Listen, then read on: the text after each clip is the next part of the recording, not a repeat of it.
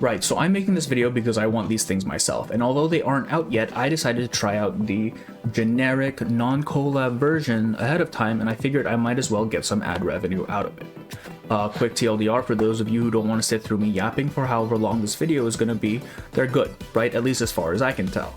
I'm definitely not coming at this from an audiophile's perspective, just more of a general everyday use, but in that context they work perfectly fine. There are some things that I was surprised by and some things to take into consideration when comparing them with other options, so that's what we're going to be going over in the video. And if you notice that this video is a little bit scuffed, a little bit rushed, that's because my return window with Amazon is closing and I don't need 2 pairs of earbuds if I'm grabbing the Collab set, right? So I need to pump this thing out quick and send them back. God bless Amazon Prime. So let's go ahead and get right to it, right?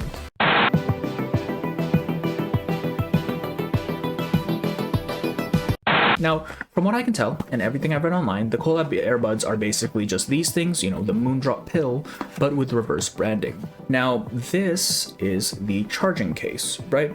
And some of you may be looking at this and thinking, ayo, highly inadvisable. Save yourself the trip to the emergency room and refrain.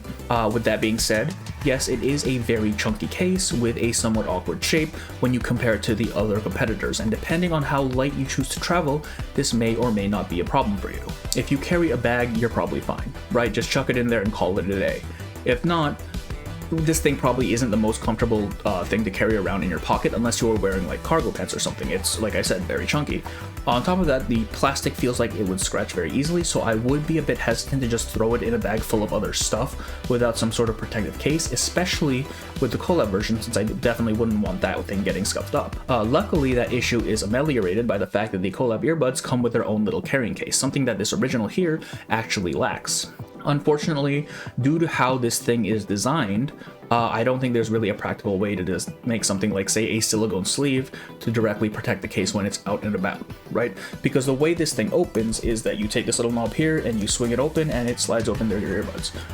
If you were to have a case over this, you'd either have to have this bit here exposed so that you can, you know, actually swing it open, or it just won't open. So as far as like direct protection goes, I don't think you're going to be finding anything like that on the market, most likely. Now, these ones here retail for about 40 to 50 bucks on Amazon, depending on the current sales. When I picked these ones up, they were on sale for $42. But the Collab ones are markedly more expensive, though they do come with some additional goodies, such as the aforementioned carrying case. As far as I can tell, this Collab seems to only be China side, at least for the time being, so most likely this site here is what you are going to be used to be picking them up if you so choose. And it has them listed at 120 buckaroos, though at the time of this video they're on sale for 108. And for that 108/120, it comes with all of this stuff here. A custom gift box, ear clip Bluetooth earbuds, phone and earbud stand, character acrylic pendant, one of, earbuds and accessory storage bag, concept lanyard, shaped silver card, concept stickers, and custom dust-proof components. That last one I'm pretty sure is just a descriptor for the materials, so I don't know why they listed it as a separate item. Now, as far as the acrylic character pendants go, there are 6 options that one of which you can select, right? However, the site does have an option to get all 6 pendants in one go, which is going to be a 2 Benjamin affair with some Hamilton on the side. But note that that option is also currently on sale for $168 dues. But for how long? Who knows? Now, if you were to purchase just the regular $50-ish earbuds, right, this is what it comes with, right? The box, the case, the buds inside, and a charging cable that is in here, right? So pretty bare bones. So the question is that branding and design and the extra goodies worth that additional $50 to $60 compared to the regular version? Personally, I'm willing to go a few more weeks of eating just ice soup to afford the merch, but obviously that assessment is subjective, right? And it's going to vary from person to person, so I can't really speak in general terms here. It's something that you kind of have to decide for yourself. And, alright, well, I mean, I did drop the thing, but as far as I can tell, there are no, like, actual scratches or scuffs, so maybe it might be a little bit more, resilient than I expected. I still wouldn't be chucking it around willy-nilly, if I'm being honest. Now, while the overall theme is more generally Laplace, there is a slight bias towards Regulus, as the earbuds do have custom voice lines from her that will play when certain actions are taken, like powering on or pairing them. They weren't content with just giving her a million different outfits, now they've got her in your ears as well. And while I would like to believe that this will be her English voice, as these basic earbuds do have their notification lines in English, this is still a Chinese drop, right? So I wouldn't discard the possibility that it'll be her lines in Chinese instead. Unfortunately, I don't have any more information than what's posted on that website, so it does remain to be seen. Regardless, I think it's pretty cool. YouTube apparently puts in ads when there is a lull in content, so we're gonna sit here in silence for a little bit to see if we can trick YouTube into being just slightly less annoying, okay?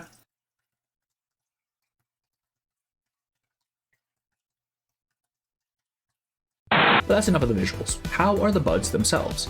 Well, good actually. I've used them for a few weeks now, and while I was initially leery of the clip-on design, it actually works surprisingly well. I will note that the clip-on design does take a little bit of time to get used to, especially if you're more accustomed to the in-ear earbuds, but I have found that they are more stable. They're less liable to shift or fall out with vigorous activity, which is more than I can say for my current pair of Galaxy Buds, which I constantly find myself having to adjust. In terms of actual function, my primary concern was ambient noise. They don't have active noise cancelling, which, to be fair, I don't use that function with my current earbuds anyway, but if that matters to you, it is a point to take note of. They also don't form the same sort of seal that you would get with in-ear earbuds due to the fact that, they're not in-ear earbuds, and that made me worry that outside noise might wind up being too overpowering. However, after testing them for a while, that worry is now assuaged. I primarily use my earbuds at the gym, where there's a bunch of talking and background music and just noise in general, and I found that they actually cut out quite a lot of that. Now obviously some ambient noise is going to make its way in, and I believe the original intent for this design to begin with was that you could remain aware of your surroundings, and to that end it does fulfill that purpose. Even so, it's not overbearing or drowning out the music unless you just have the volume set really, really low. I don't tend to have mine set terribly loud, but they still blocked out the majority of noise unless someone was just like slamming weights or something. Things like normal conversation or outside music was effectively non-existent. That being said, probably not a great option for really, really busy places, right? Heavily urban areas like the city, for example, may prove to be an issue, what with honking cars and whatnot, although I don't usually find myself in the city, so I don't have any first-hand test experience there. Now, as far as actual sound quality goes, I'm probably not the guy to ask for that. Like I said, I'm not really an audiophile. I can't detect the various, subtle nuances in sound. I just need a pair of buds that get the job done on a regular basis, and they do, right? And if you just wanted these things for everyday use, they're probably perfectly fine for you. If you were to ask somebody who was more stringent about their listening experience, I am sure they could probably find some issues, but as far as I can tell, the music sounds great. Finally, these earbuds do have a built-in microphone, but I will say that it is a little bit finicky. I'll see about recording some mic tests if I remember to do that, and if I forget, you can just yell at me in the comments or something. Alright, this is a test for the Moondrop earbud pills microphone, right? I'm just gonna go ahead and read some lines here. I'll fill the cup for you. Higher than the bell tower and even the clouds. Thank you for letting me stay here. I hope it's not too much trouble for you. I'll move out as soon as I find a place to settle with my people, somewhere we can really call home. Really? You're letting me keep the keys? I have no idea who that's supposed to be, to be honest with you. Rock, rock, rock, change the world. The storm is coming. Poppers, fuck off. As you can probably hear, not the best possible quality, but it is serviceable, right? For the most basic tasks. I wouldn't use it for anything too heavy or quality reliant, with that being said. The audio for the microphone actually comes out pretty clear if you're in a quiet environment. As far as I can figure, there isn't any sort of noise suppression feature, so the louder your surroundings, the less useful the mic is going to be.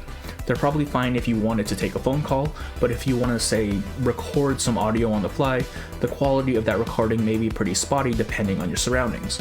At a certain point, you'd probably just be better off using your phone's built-in mic instead, or moving somewhere where there's just no noise around you. But those are pretty much all of the points that I thought would be pertinent to know for the average user.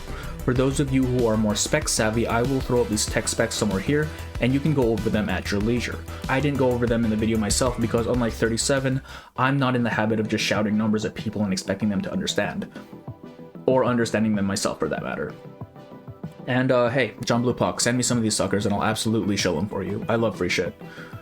But that's gonna be the video, right? I hope it helped for those of you on the fence about these, and I will be seeing you on the next one, alright? Bye-bye.